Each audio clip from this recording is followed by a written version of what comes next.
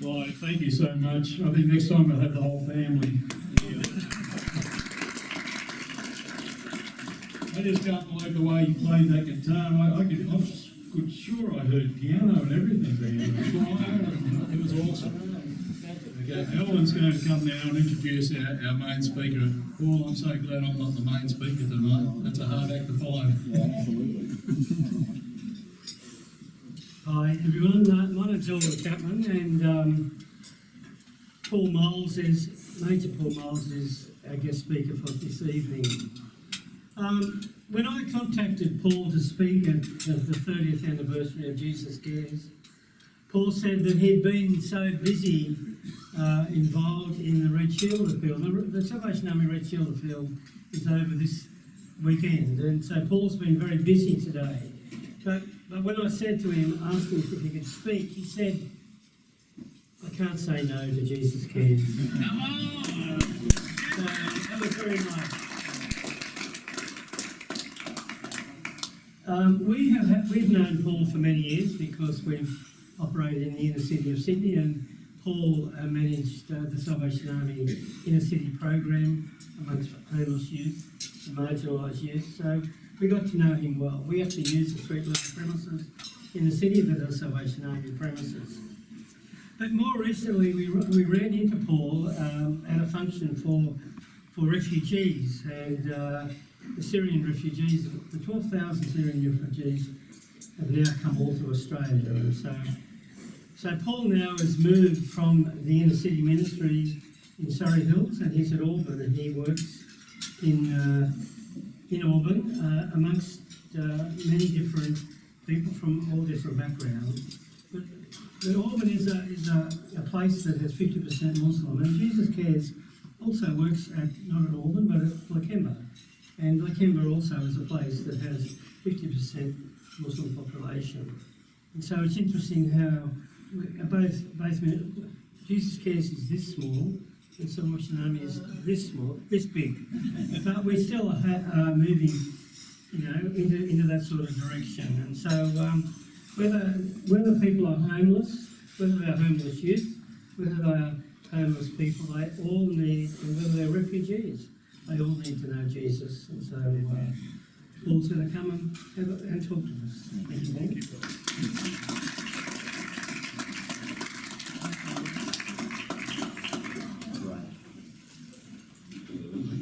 Well, thank you, Elvin, John, for the invitation to be here tonight.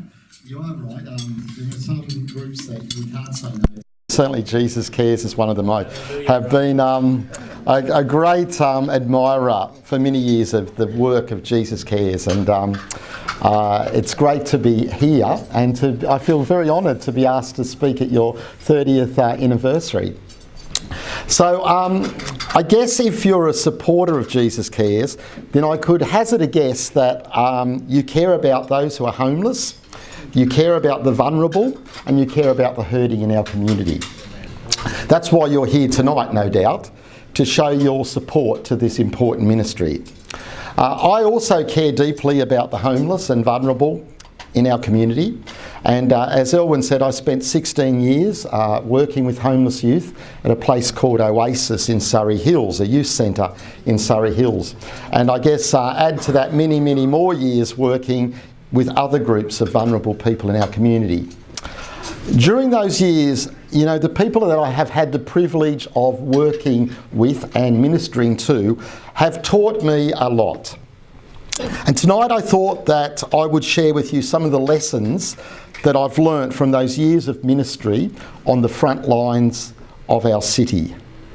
I pray that tonight that will be of interest to you and of help to you as you work with those living on the margins of our community, or maybe as you pray for and support this vital ministry of Jesus Cares. So I've got 6 lessons. Lesson number 1. I've learnt the importance of teams and partnerships to achieve our hopes and goals. It is absolutely true that we can accomplish so much more when we are together. The people we meet in our ministry often have very complex problems that require mental health responses, accommodation, medical assistance, financial help, interventions for addiction and relationship breakdowns.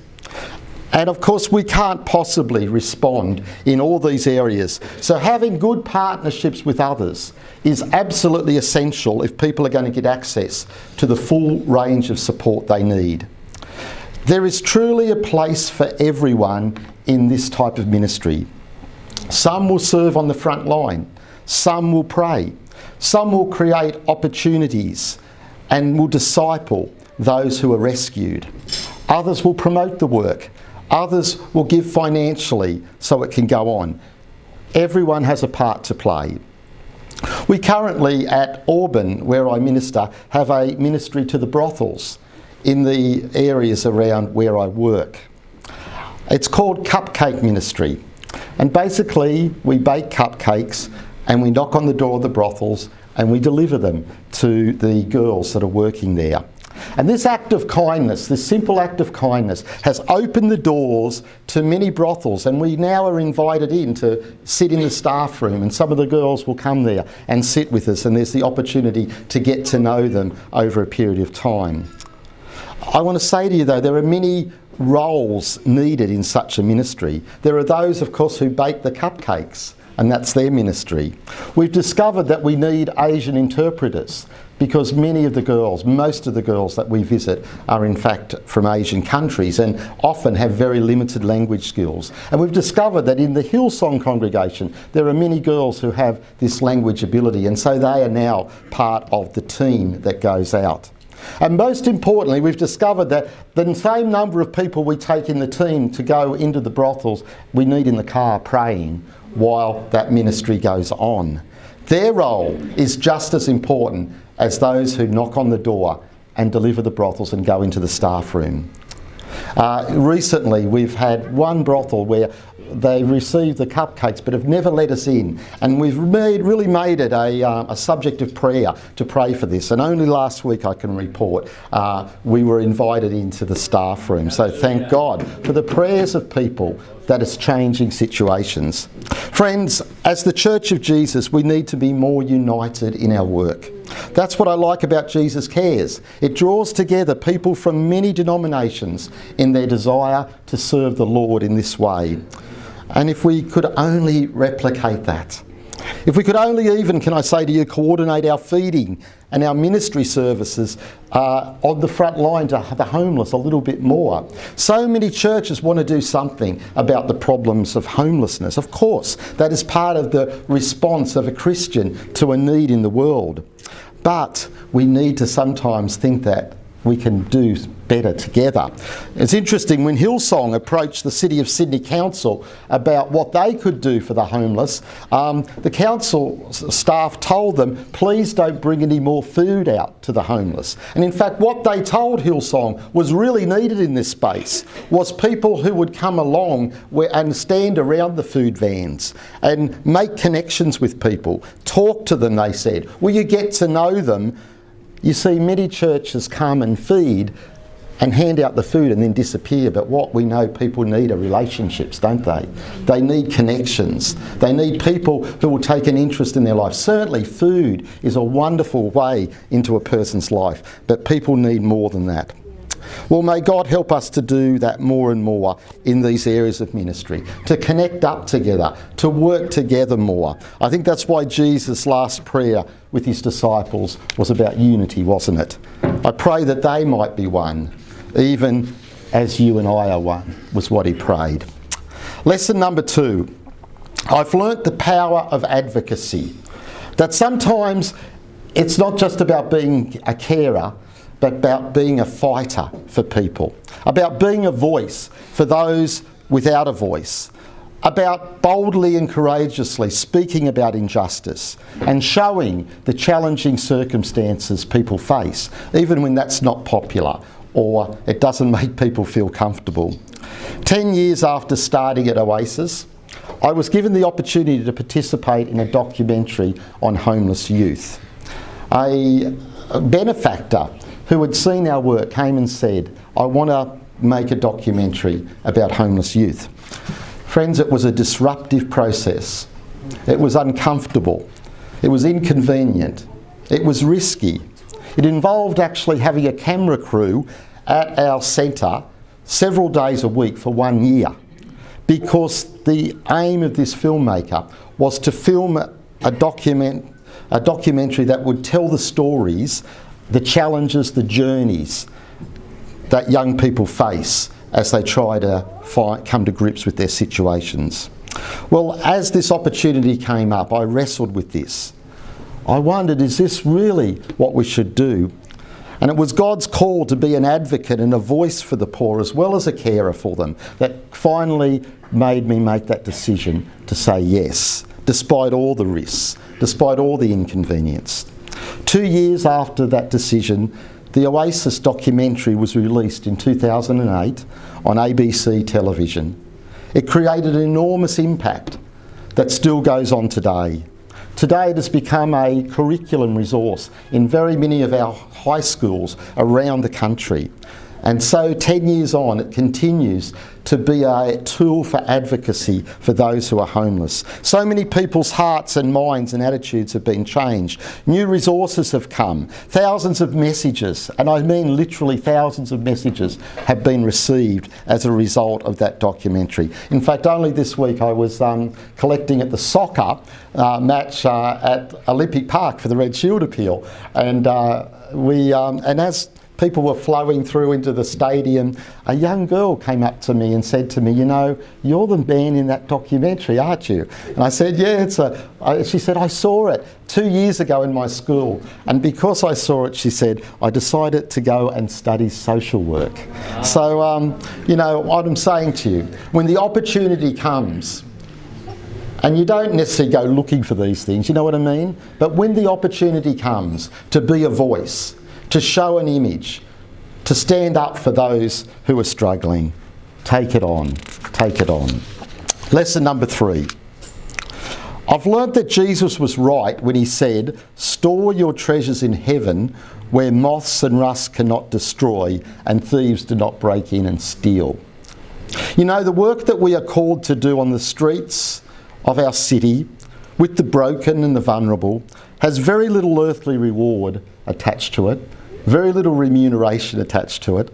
Our work is often unappreciated. There are long nights of tiring work. We continually encounter difficult situations, and can I say difficult people who are often damaged and demanding. Our own souls, that's just the volunteers, yes. Our own souls, our own spirits can be deeply disturbed and impacted by the stories that we hear and the things we see. You see, what I'm trying to say to you is the earthly rewards of this work are few, but Jesus says you're not storing up treasure on heaven. In this work, our eyes and our hearts have to be focused on eternity. Oh, you've got to keep that eternal perspective in this work, you know. And Jesus helps us to do that with that beautiful image in Matthew 25, and I guess I shouldn't be surprised to see that that's the verse tonight on your card. Matthew 25, it's the theme, isn't it, of the work of Jesus Cares. Jesus gives us this beautiful image where he says that as you serve the poor, as you feed the hungry, as you clothe the naked, you're actually doing it to me. You understand, don't you, that the sick, the lonely, the homeless, those in desperate need present opportunities for us to minister to Christ himself. The hours we invest in them are never wasted, but have an eternal value. Oh, what an honour and what a privilege it is. As I sat one night in a gutter in the back streets of the Cross, talking for maybe 3 hours, sitting in the gutter, to a young man who was so beaten down by life that he wanted to die, trying to give him hope, I was reminded that the gospel tells me that in that young man's terrible pain, Jesus is present, and I am ministering to him. Jesus Cares staff and volunteers, I want to say to you that this truth will hold you in the work when you feel like giving in. As you serve the broken of this city, you serve the Lord himself. You know, one day when I meet Jesus face to face and I hear his voice welcoming me home, I think that I will recognise his voice. I think it may well be the voice of that young man that I sat with in the gutter in King's Cross for 3 hours at 1 a.m. one Saturday morning. You see, that morning I sat next to Jesus, and regardless of the outcome of our meeting, that meeting had eternal value. Lesson number 4. While we are laying up eternal treasure with our work, that doesn't mean our work here has no significance either. I can absolutely say to you today that because of what Oasis did and does, because of what Jesus Cares does, lives and destinies on earth now are being changed. Yeah. As I look back on my years at Oasis, I in fact marvel at how few young people we lost to death or jail, despite their horrific backgrounds and their complex lives and problems. And I truly believe that this is because of the faithful prayers, the faithful work of those who stand at the very door of hell and keep lost lives from going down that path. Amen. You see, my life's mission is found in a quotation that sits above my desk. It says this, you've heard it. Some want to work within the sound of church or chapel bell. I want to run a rescue shop within a yard of hell. Our mission is to save and rescue the perishing. We are a constant reminder to those on the streets that there is another way, that God hasn't given up on you, that there is hope and help. We are the aroma of Christ. The presence of Jesus is on the streets when his people are there. You see, it's like our presence in these dark places keeps alive that God spark that is there in all of us. Our conversations, the love we demonstrate as we share a cup of tea or offer a sandwich, keeps that heart from going hard like a rock. You see, it's harder to give up on life when God is present through his people, through their voice and through their actions. Often I was conscious as I worked the streets that we might be the only voice speaking life into the people we meet. You know, often they surround themselves with a peer group or with people who don't speak life, who encourage them to get on the drugs, to, go further, to do crime, to involve themselves in all manner of things. And our presence is speaking life. It's standing against the negative and the bad. That's why it's important that God's people are in the dark places of our cities and our towns where hurting and damaged people are.